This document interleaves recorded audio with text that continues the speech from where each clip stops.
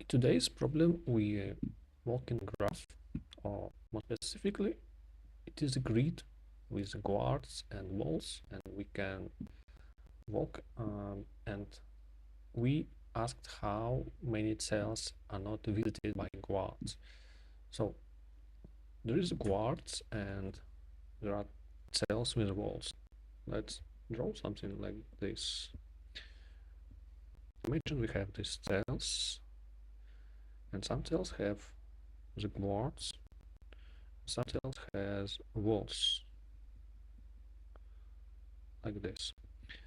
The guard, they're not walking, they're just sitting in their places, but they can observe any cells directly for any distance until they hit another guard or the wall.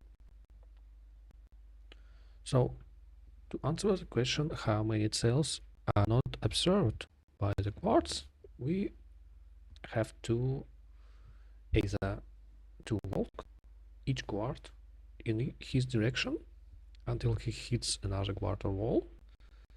This kind of solution is O of n, because the guard can't walk for the entire. Imagine we have this particular kind of grid where it's just a line of n values, and guard is imagine that we have like two guards on each end, so it almost entire n of n walk by each guard, but it's not more than 2 of n. And if we place more guards like this in the middle, it's still one to the right, one to the left, one to the right, one to the left. It's still 2n. So its final solution is O of n. Another kind of solution is if we just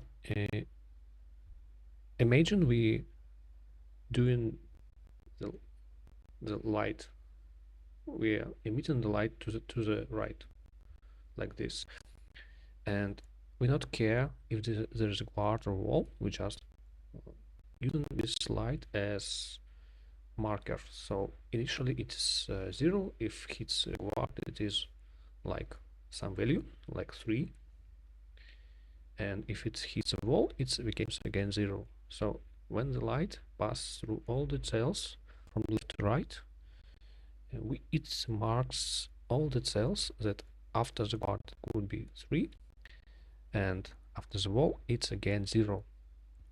So we have to make like 4 directions to the right for the entire grid, to the right, then to the left, then to from top to the bottom, and in the reverse from the bottom up.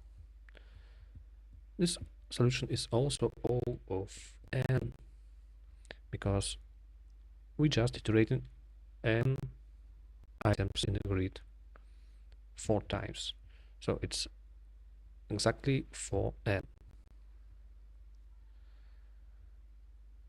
I'm not sure if this is better than this solution where we're walking from the guards, but it's much simpler to write code. You just have to copy paste these 4 variants and just